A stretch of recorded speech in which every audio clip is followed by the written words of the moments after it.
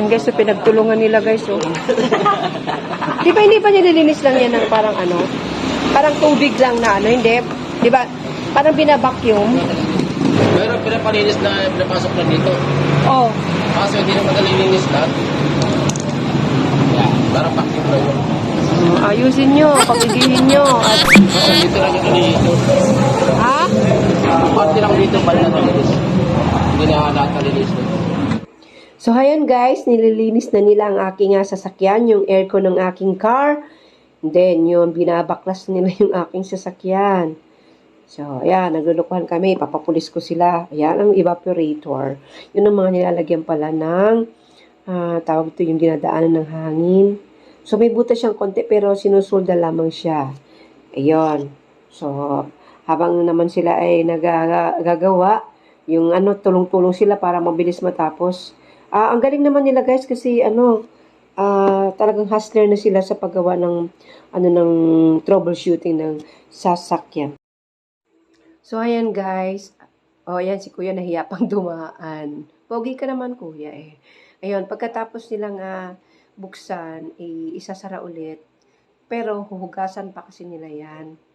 Kumbaga, pasiritan lang nila ng tubig. Ayun.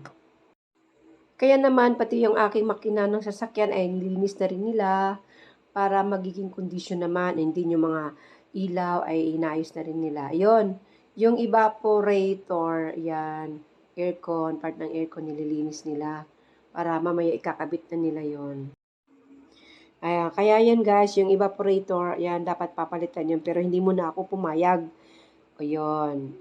So, nilinis na nila, binabacuum na rin nila yung nasa loob. So, dapat pala, every 6 months or yearly, ipapalinis natin yung ating makina. So, iyan yung preo na ilalagay dun sa aircon ng iyong car. Ayun, palalagyan na nila yun. Kaya yan, kinakargahan na nila ng parang hangin siguro, o para lumamig na yung aircon mo. Yan, yung kulay itim na yan at saka yung kulay green. Kinakargahan nila yan.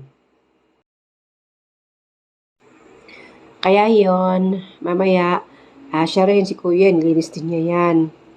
Yan, kaya yon, mamaya-maya, binalik na ulit nila, binuon na naman po ulit nila ang sasakyan. So, andito po tayo guys sa may part ng Tanay. MP B88.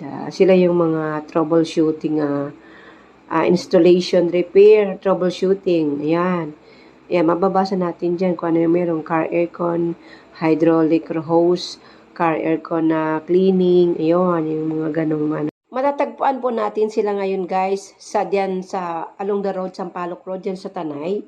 Ayun, Tanay Rizal po ito guys. San Lorenzo Enterprises, dyan along the Sampaloc Road na highway. Kaya yun, binuunan nila yung sasakyan, balik na sa dati. So, mga nahiya pa kunuhay sila, oh. Tumingin sa camera.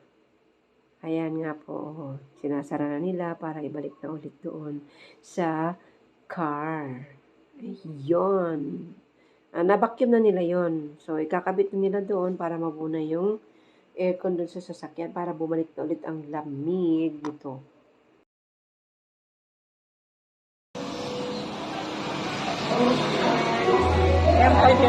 Kaya pag bumuka na to, ganda magsira na sa sakyan. nagalam shout out dito sa dalawang ito. Kapag may nasira. Paano natin to? Sabi na, sila mismo nagsabi, papulis na sila guys. Sinong gusto mo yung shout out kuya? Yes, shout out ko. Aba, ikaw mag-shout out. Kapwa namin mga lalawa. Guys, magagaling daw ito. Sabi niya, magagaling daw ito. Tanay po ito guys. Anong manira? Mas bating taga-Tanay.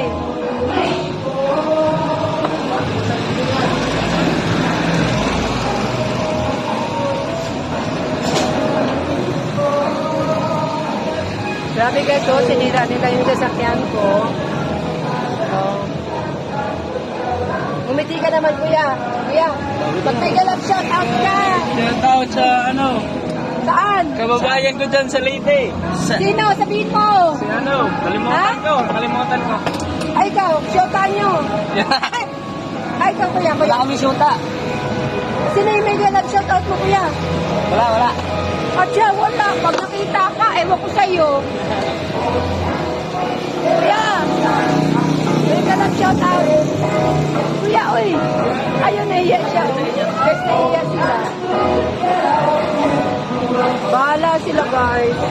Pag nakita kayo.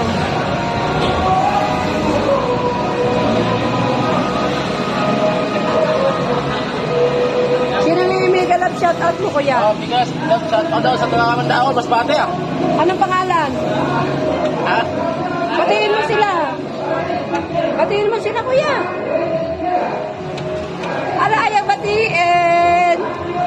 Okay, busy pa po. Busy daw. Andito po sila sa Taray, guys.